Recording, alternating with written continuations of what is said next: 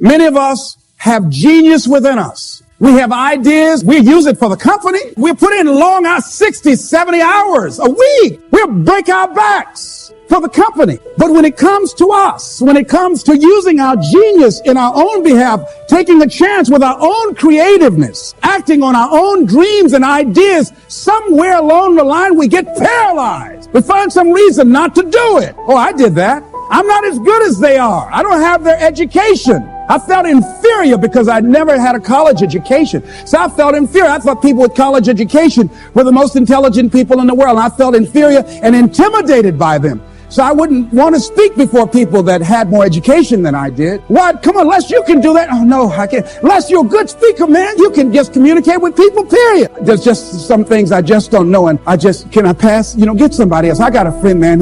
His guy has a master's degree. He's real good. Get him. But I'm not the one to come speak to that group. See, I didn't know what I had in my hands. And fortunately, I had somebody around me who saw what I had and was willing to work with me until I could see it too. See, that's what many times we have to have. Somebody could look beyond our faults and see our needs and hold that vision until we are able to capture that vision ourselves. How do we handle some fears? I was talking with my friend, Pat Johnson. Here's one thing she said. If you got a real major fear, she said, take a deep breath and see yourself strong enough and more than able to handle that fear, whatever it is. Everybody take a deep breath. Whatever that feels, just feel that you have the strength and the power and the capacity to handle it. Another friend of mine named Ron Weiner, he says, when I'm confronted with a fear, I just practice the art of looking beyond the fear. I go behind it and see it already completed, see it already resolved. And then I carry myself accordingly as if it already is taken care of. That dispels the fear for me. Another friend of mine by the name of Jack Wilson said, when I experience fear, I think about when I was in Vietnam and what I handled back then, and I look at what I'm dealing with right now.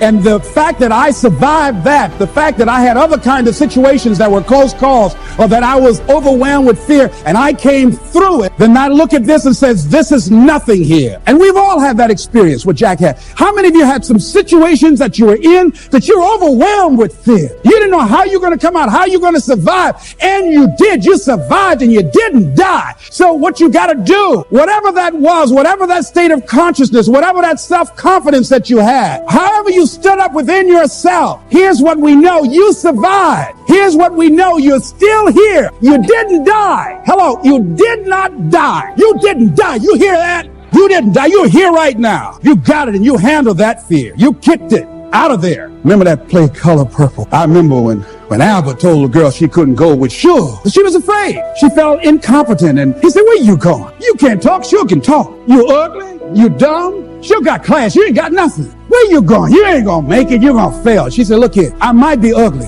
I might be dumb. I might can't talk. She said, but I'm still here. And so as you begin to look at the fears in back of you, you came through those fears and you're still here. See, that's a testament about how powerful you are. And so whatever the volcano is, you have the capacity to take that volcano on, the capacity to jump in it and find your true identity. Here's another thing that keeps a lot of people from taking on the volcanoes and jumping into the challenges that they're confronted with. The fear of making mistakes or not feeling good enough. Guess what? You're going to make some mistakes. You're going to make a lot of mistakes. Guy said this, and it's true. He said the person who has never made a mistake hasn't done anything. If you're going to make some mistakes, if you want to do something out here, you're going to fall flat on your face. You're going to be criticized when you come out into the arena called life. You're going to feel awkward and stupid and dumb sometimes. It goes with the territory, but it's okay. What's important is that you bring your stuff out here. Are you good enough? Prepare yourself. See, there's no substitute for competency. A positive attitude won't get it. Being enthusiastic won't get it. So you got to prepare yourself. You've got to develop yourself. You've got to practice. You've got to work. You've got to do your homework. You've got to do your research. See, a lot of people have a yes, I can attitude, but a no, I can't aptitude. And competency builds confidence. And confidence feeds into competency. See, the better you become, the more confident you feel. And the more confident you feel, the better you want to become. You realize that you have no ceiling. That you can better whatever you've done so far. You can go beyond that. You don't become cocky and arrogant, feeling that you've already arrived, as most people have. And that's why they've settled for less than what they rightly deserve in life, because they feel they have arrived and they say, well, I can rest now. I can rest on my laurels now. I've made it. No. Long as you're breathing, you got some more work to do. There's something else for you to achieve. The publisher of USA Today said that unless you've made some major mistakes in life, you haven't started living yet. So a lot of people, if you've never made any major blunders, made some major mistakes, lost some serious money, taken some serious risks, you haven't started living yet. You don't call that living. Not rocking the boat, going through life quietly, tiptoeing safely to an early grave. No. You got to take some chances. You want to bring some adventure to your life. See, a lot of people, because they don't want to make any mistakes, it takes us to the next level. A lot of people don't want to fail. Fear of failure, fear of success, and guess what else? Fear of the unknown. I saw a guy last week, came up to visit me, haven't seen him for years. Bob Boyd from Columbus, Ohio. Bob Boyd introduced me to motivational tapes, introduced me to a lot of motivational speakers and positive thinking. Bob Boyd, that I know has been involved, personally I know, and I've been involved in business deals with him. Bob has had at least 30 failures that I know, 30 business failures since I've known him since 1972. Incredible. So I wanted to hear this deal that Bob was bringing me. Les, I've got to talk to you. So he came in the traditional Bob Boyd fashion. Hello, Les, how you doing? Bob said, Les Brown, I've got a deal. You know, you get exposure to a lot of people. Man, I've got a deal. I'm thinking, does he want me to join Amway? What is this? Man, I've got something going. Man, this thing, man, Les, it's a money machine. Tell me about it, Bob. But here's what was going on in my mind. Bob didn't mention anything about all the losses, deals we'd lost some money on. It never came up in conversation. It was like, this is the first deal he ever brought me. I said, what courage? You know what the church has said about courage? He said, courage is the ability to go from failure to failure without losing enthusiasm. So you want to courageously hold on to your dream and not lose enthusiasm. See, Bob has not internalized failure. That he just didn't work out the way he wanted them to work out. He's still looking for his pot of gold at the end of the rainbow. Les, let me tell you something, man. You've got to see this deal. With the things you're doing, you're now on PBS. Les, you'll make a fortune. Man, I just can't wait to tell you about it. I said, tell me, Bob, tell me. He said, now explain to me what I just told you. I said, I don't know what it is, but I want to do it. I want to do it. I didn't even know. So I like the fact that Bob has not lost his fire. Bob is still hungry. Bob still sees his dream. Bob is still searching for a way to make it happen. He doesn't care about people talking about it. Man, he's never kept a job. Guys had 15 or 20 different jobs, all these business deals. Bob has turned a deaf ear to that. A guy in Los Angeles, all over the front page of the newspaper, he just passed the bar after taking it 48 times. He had more than enough reason and excuses not to take it. His son has a law firm. He could have been a legal assistant, a clerk. And people all of a sudden used to laugh at this guy. He was a laughing stock. Are you taking the bar lately? People will do that too. You know, people talk about John Kennedy Jr. failing the bar. Did you read in the newspaper that he passed? I didn't see that, but did they make a bigger deal about him passing as they did when he failed? No, you know why? People like to see you fail. They like to see that. People are like that. I don't know why it's set up like that. I was on the expressway, traffic was jammed up. You know what was happening? It was an accident. But people pull over to the side to get out of their car to go look, to see somebody else's suffering. That's why talk shows are so popular. So people like to hear other people's misery, get it caught up in that. Then they go magnify it in their own lives because that's all they focus on. Bob Boyd went to conquer his volcano like that gentleman who decided it doesn't matter how many times I fail. I'm going to courageously pursue it. I don't care what people say. I don't care what they think. This is something that I want that gives my life meaning and value. You got a volcano like that in you somewhere. When I think about the three pillars of something that would be your anchor, a foundation to drive you into the future, to live a big dream, to live a big life, what you think about, you bring about. As a man thinketh, so is he. Dr. Carter G. Woodson said that if you can determine what a man shall think, you never have to concern yourself with what he will do. He said if you can make a man feel inferior, you never have to compel him to seek an inferior status, for he will seek it himself.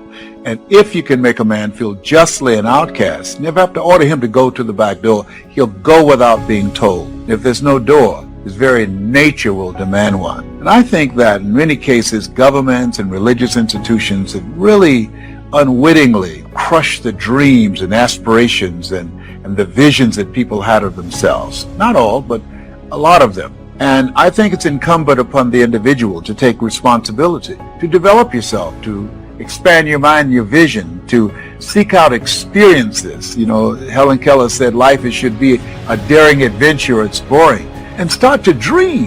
What do you want? What do you really want for your life? I remember going to Auschwitz and walking down the halls in the Nazi German concentration camps and seeing the pictures of men and women who had dreams. And these people were exterminated.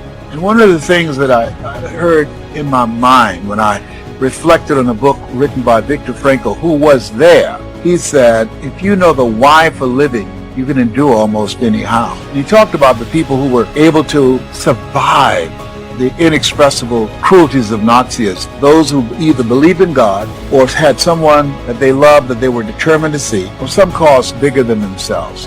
And in my case, my goal was to buy my mother a home. That was my big dream. And that caused me to read things and to listen to things to fuel my imagination, and then to develop my skills to becoming a voice of influence. And the other thing that's important is creating a community of collaborative, achievement-driven, supportive relationships. And it started with a man, Mr. Washington, who said, a high school teacher, someone's opinion of you does not have to become your reality. It could start with one person, and then it goes from there. Associating with people who share your values, associating with people, like-minded people who have dreams, who have goals that they're working on, and being in that community. Studies indicate that one goose can fly 40% further in formation with other geese than can ever fly by itself. In fact, I'm thinking about a scientific study where they exposed some rats to electronic shock, and after they increased it, it killed them instantly. But then they put these rats in groupings with other rats, and then what happened was that they continued to increase the shocks of these rats, and they increased it over 10 times more. It took far more to kill them than what it took with just one. And so there's something about being in a community of people who share your dream, who hold you accountable, who challenge you, who call you out, who can see what you can't see that you have within you, inspire you to step up. Ebony Magazine, the late John H. Johnson, who started that with a $500 loan from his mother, he said something in his book called Making It Against All Odds. There's no defense against an excellence that meets a pressing public need. And I suggest to you, one, work on yourself. To me, I think there are 3 pillars of what's required in order to carve out your place in this global economy. There are many steps, but there are 3 that I think that's indispensable. One is working on your mind. Be not conformed to this world. Be transformed by the renewing of your mind. The second is having a mindset and willing to discipline yourself, to make the sacrifice to engage in ongoing self-study for self-growth and development, developing your communication skills. I can hear Mr. Washington now say, Mr. Brown, develop your communication skills, because once you open your mouth, you tell the world who you are. Nelson Mandela said, if you speak from your mind, you speak in a language that a man can understand. But when you speak from your heart, you speak in his language. And so my goal in teaching people how to create mass appeal, how to change lives, that you have to change yourself. It starts with you. And then you begin to see from your experience how you can begin to impact and influence others and be a voice of change. And that ability really will allow you to carve out a place for yourself in the marketplace. And the methods and the techniques, the simplicity of how you language what you say. Einstein said that genius is the capacity to take the complicated and make it simple. When you are creating change and mass appeal, keeping it simple, but being the message that you bring and loving it and standing in your power, and realize that you're here for a reason. I believe to make a difference. I believe to do great work. I believe to live a life, as Jim Rohn said, when you live your life, he said, your life can be either an example or it's a warning of what not to do, or an example of what to do and what's possible. 85% of them reach their goals because of their attitude, 15% because of their aptitude. Now, to me, that was big, because I was in special education. I was labeled educable mentally retarded. So I say, whoa, that means I don't have to be the smartest guy in the room. That if I have a winner's attitude, that I've got a shot, that I could make it, that I don't have to live a life of being average. I want to live a life of meaning, of purpose, being adopted, I wanted to do something for my mother. And so by listening to motivational messages and reading on a regular basis, it really taught me the value of using your time to work on yourself, to develop yourself, to really restructure your belief system for what was possible for you. It really expanded my vision of myself. And so to me, that's what it means about mass appeal, because I was working on myself. Then I started sharing it with others, and I noticed a difference in them when I shared with them the things that I was doing, because they saw the difference in me. And it's been said that a career is something you love so much you do it for nothing. So as I talked with and shared with my friends what I was doing and what was possible for them, I eventually evolved into this life of where I am. And as a result, I carved out a market for myself. And because this is my passion, this is what I've spent the majority of my life doing, I've developed a level of expertise, a level of strength and power and reputation in this area that created a demand for myself. To me, one of the most important things and the first step in changing lives is to have a program for yourself. When I started on this path, that was what my goal was to change me, given my circumstances. I think that, psychologists say that we create a mental blueprint between the ages of 1 and 5, that between that time, we determine what's available for us and what's not available for us.